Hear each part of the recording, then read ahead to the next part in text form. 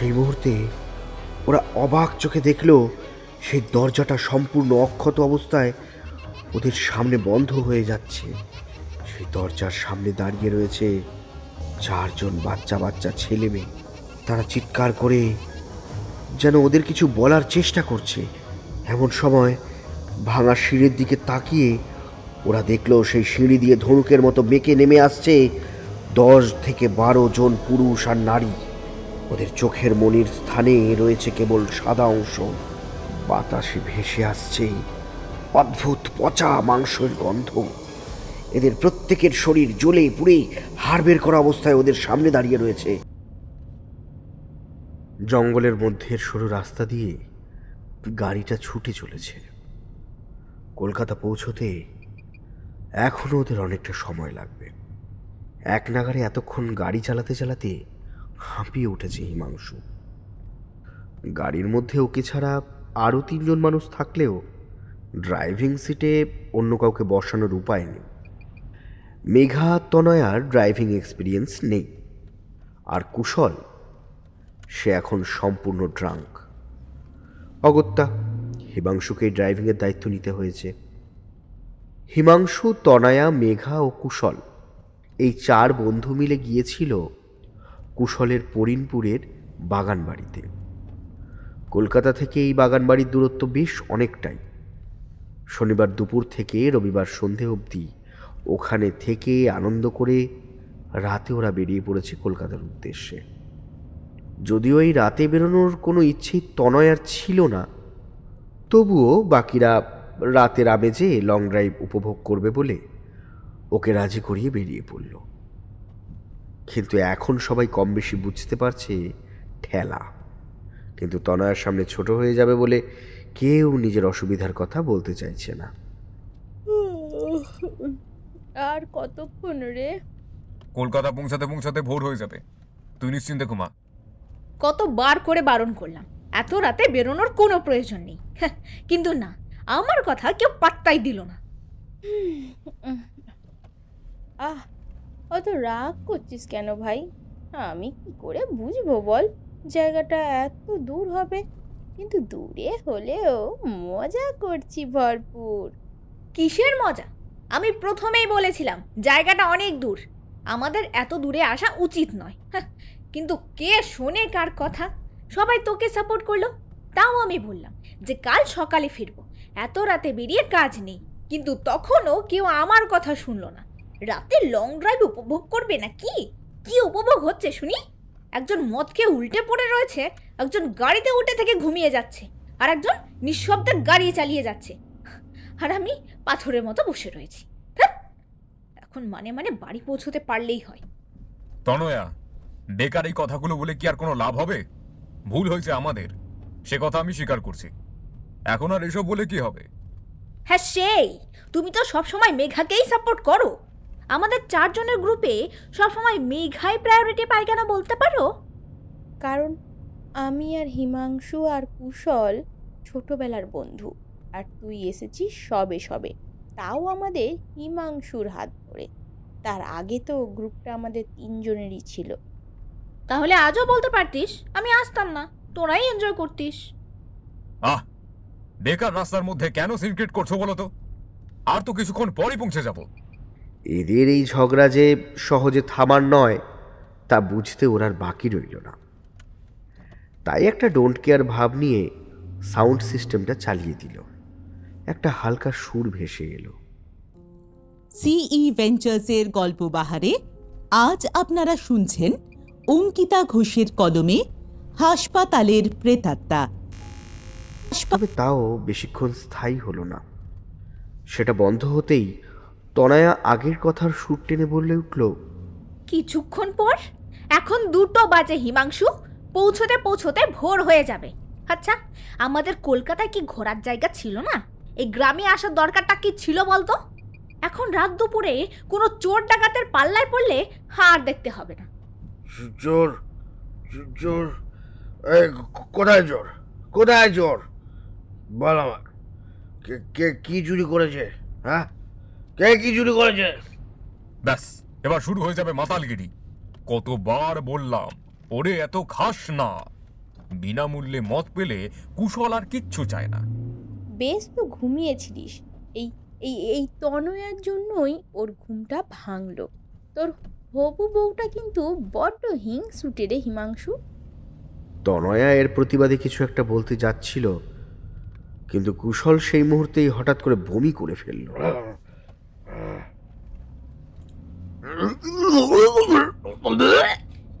এই হিমু, হিমু, গাড়িটা সাইড কর রে, গাড়িটা সাইড কর, মালটা বমি করছে। হিমাংশু তাড়াতাড়ি গাড়িটা সাইড করলো। কুশলকে গাড়ি থেকে নামিয়ে আনার আগেই ও গাড়ির মধ্যেই বমি করে ফেলল।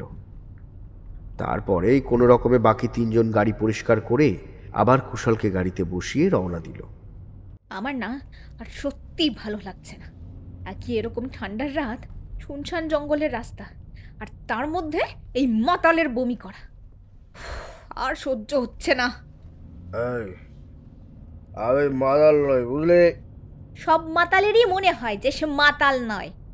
এই মাংস, ও চুপ কথা বল।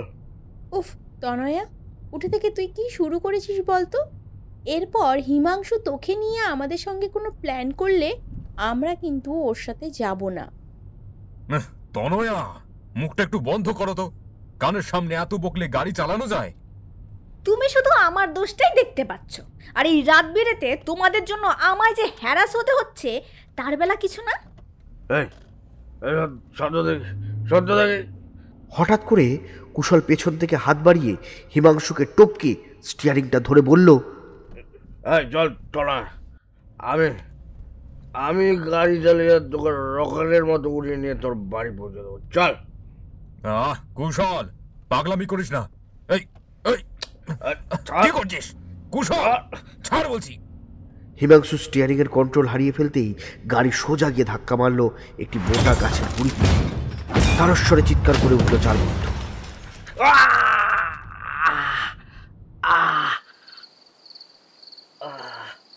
তারপর জঙ্গলের মধ্যে দিয়ে ঝোপঝাড় টপকে গাছগাছালি সরিয়ে হেঁটে চলেছে চারজন। একটু আগেই তাদের গাড়ির অ্যাক্সিডেন্ট হয়েছে। ওদের শরীর অক্ষত থাকলেও গাড়িটি আর অক্ষত নেই। অগত্যা জঙ্গলের মধ্যে দিয়ে ওরা হেঁটে চলেছে সামনে কোনো লোকালয় পাওয়ার আশায়। সবাই সবার ফোনের ফ্ল্যাশটা অন করে দে, তবে যদি কিছু দেখতে পাই। পায়ের নিচে যে কি মারিয়ে চলেছি কে জানে। রাতে বেরিয়েছিলাম, এই হিমাংশুটাও যে কবে গাড়ি চালাতে শিখবে কে জানে। এই মারবো টেনে এক চর। তুই যত নষ্টের গোড়া। কে বললো তোকে আগ বাড়িয়ে স্টিয়ারিং ধরতে? হ্যাঁ, আমি কি করবো ভাই, তো হবু বউটা মাথা গরম করে দিচ্ছিল তো বকে বকে। এই ফালতু কথা বলবি না। ফালতু কাকে বলছিস? ফালতু কাকে বলছিস? তোরা এমন কেন করছিস? আমি কি বললাম? ওর জন্য এই জঙ্গলের মধ্যে ওর জন্য আমাদের ঘুরতে হচ্ছে। আমি তোকে বলেছিলাম জঙ্গলে ঢুকতে, বলেছিলাম জঙ্গলে ঢুকতে। তুই তো বলি সামনে লোকালয় থাকতে পারে, কে বললো? হ্যাঁ, উফ, তোমরা ঝগড়া বন্ধ করে ওইদিকে দেখো, ওখানে কি দেখা যাচ্ছে। ওরা কথা থামিয়ে তনয়ার দিকে ফিরল। তনয়া যেদিকে অঙ্গুলি নির্দেশ করেছে সেই দিকে তাকিয়ে দেখল জঙ্গল প্রায় শেষ হয়েছে এবং সামনেই দণ্ডায়মান একটা ভাঙাচোরা বাড়ি।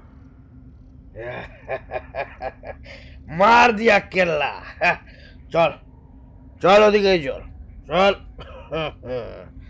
ওরা সবাই এগিয়ে গেল বাড়িটার দিকে। সামনে এক বিশাল মরচে ধরা গেট।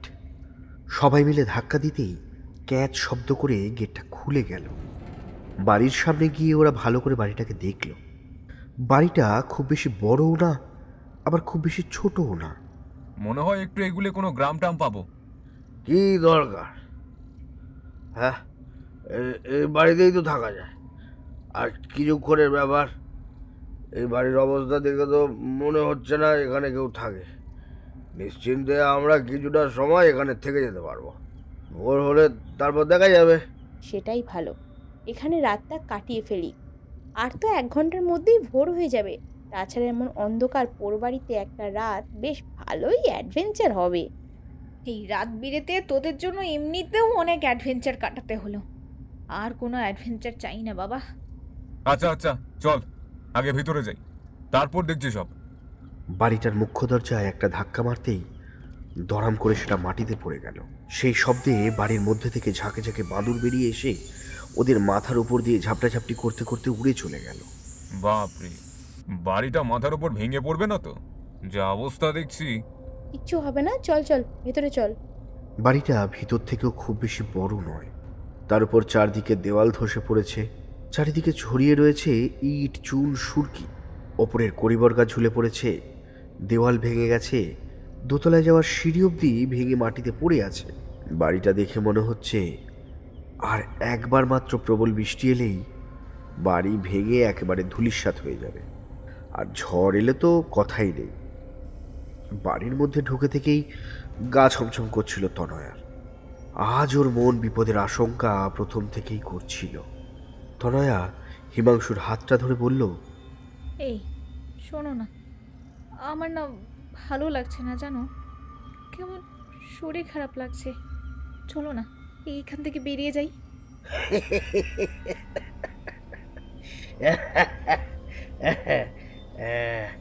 শরীর খারাপ নয়, শরীর খারাপ নয়, বল তোর ভয় করছে। ধুস, এখানে এক জায়গায় দাঁড়িয়ে না থেকে চল তো, সারা বাড়িটা ঘুরে ঘুরে দেখি। বাড়ির যা ভগ্নদশা, ঘুরে ঘুরে আর কি দেখবি? তার উপর তো ওপরে ওঠার সিঁড়িটাও ভেঙে রয়েছে। আরে তাতে কি, নিচের ঘরগুলোই ঘুরে ঘুরে দেখবো। এগিয়ে পড়ল প্রথম ঘরের দিকে। যদিও সবই ভাঙাচোরা, তবুও মনে হয় নিচে বড় বড় তিনটে ঘর আছে। প্রথম ঘরে ঢুকতেই দেখা গেল মেঝেতে পড়ে রয়েছে ভাঙা ভাঙা টেবিল চেয়ার আর গুচ্ছ গুচ্ছ কাগজ। কাগজগুলোর বেশিরভাগটাই পোড়া পোড়া ঠেকল। নিচু হয়ে কাগজগুলো হাতে তুলে নিল হিমাংশু। কাগজের একটা লেখাও যেন পড়া যাচ্ছে না। ফোনের ফ্ল্যাশ লাইট জ্বালিয়ে হিমাংশু কাগজটা ভালো করে দেখে বলল, যদিও লেখা খুব আবজা, কিন্তু আমার মনে হচ্ছে এটা একটা প্রেসক্রিপশন। এর মধ্যেই মেঘা সেই ঘর থেকে বেরিয়ে পাশের ঘরে গেল। হঠাৎ বিভৎস একটা মেয়েলি চিৎকারে বাড়িটা যেন কেঁপে উঠল। সবাই চমকে পিছন ফিরে দেখল মেঘা তাদের পিছনে নেই।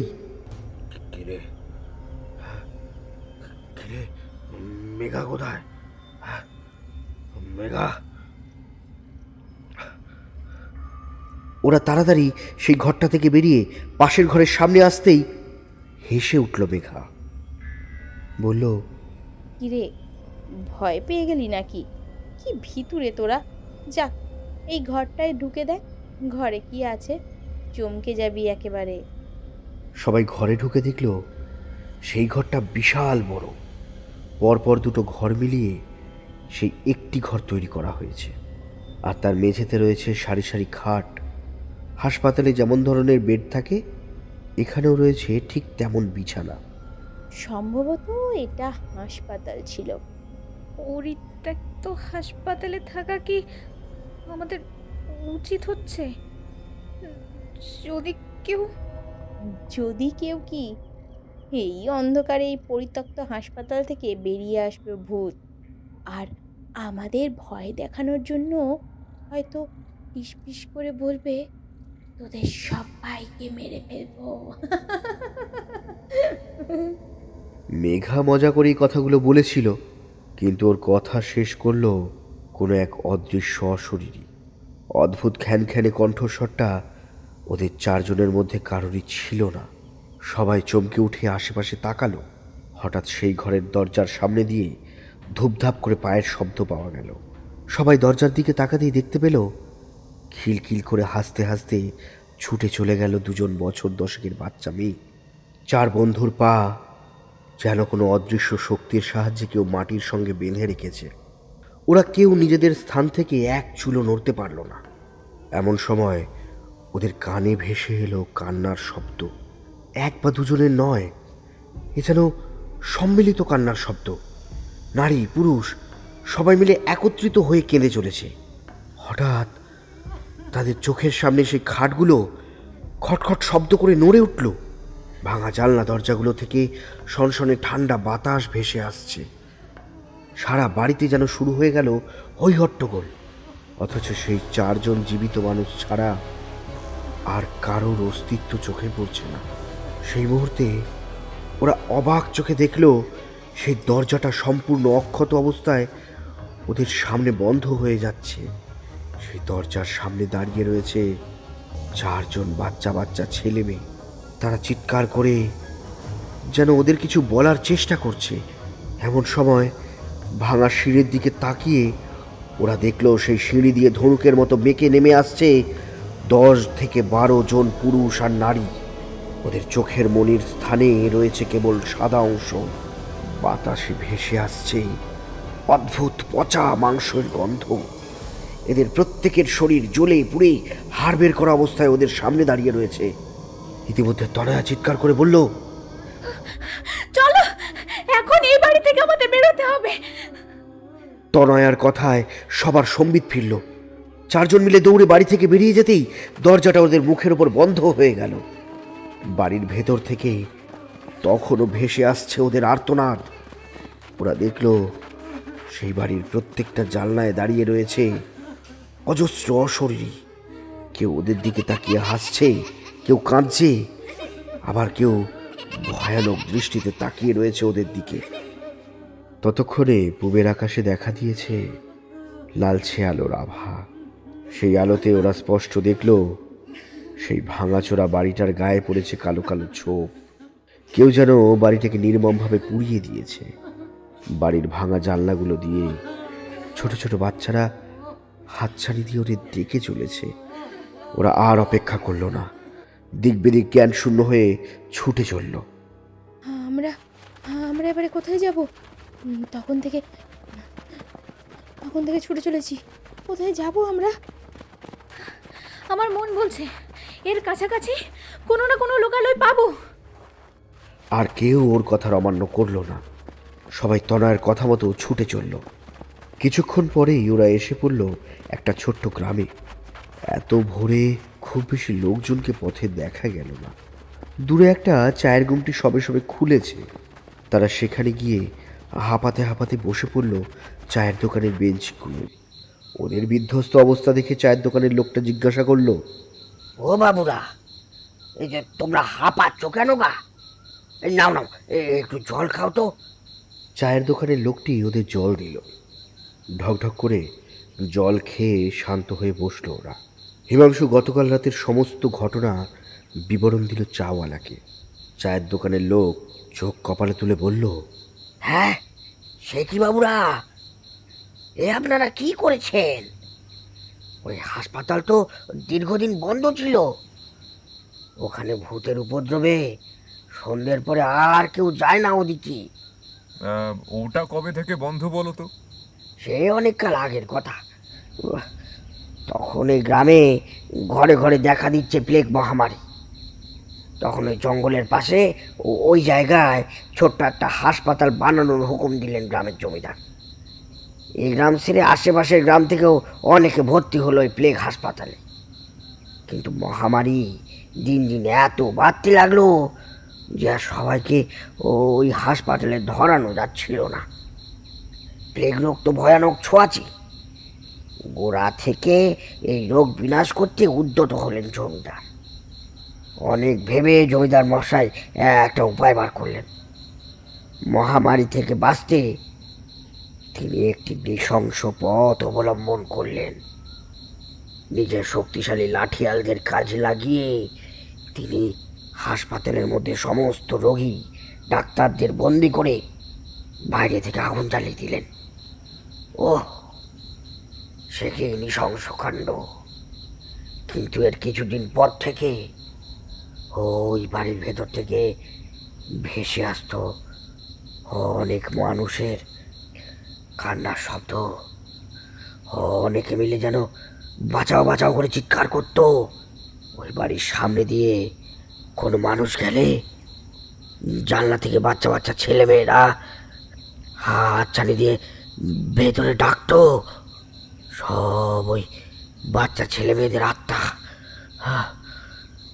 সেই থেকে এত বছরে ও অধিকার কেউ যায় না গো বাবুরা, কেউ যায় না। আপনারা খুব বাঁচান বেঁচে গেছেন, খুব বাঁচান, ও খুব বাঁচান বেঁচে গেছেন। ও হো হো হো, ও চাওয়ালার মুখে এই ভয়ানক কাহিনী শুনে ওদের গায়ে কাঁটা দিয়ে উঠল। মনে মনে চারজনই প্রতিজ্ঞা করল অযথা অ্যাডভেঞ্চারের লোভে ভুল পদক্ষেপ ওরা আর নেবে না। কোনো রকমে ফিরে এলো কলকাতায়। তারপর কেটে গেছে বহুদিন।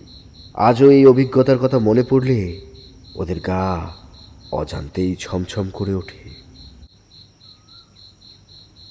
সিই ভেঞ্চার্সের গল্পবাহারে আজ আপনারা শুনছেন অঙ্কিতা ঘোষের কলমে হাসপাতালের প্রেতাত্মা। চিত্রায়নে সিই ভেঞ্চার্স, নিবেদনে সুমন সরকার। বিভিন্ন চরিত্রের কণ্ঠে শুভদীপ ঘোষ, পৌতুষা মান্না, পম্পা দেবনাথ, রূপঙ্কর চক্রবর্তী, শ্রাবস্তী মান্না।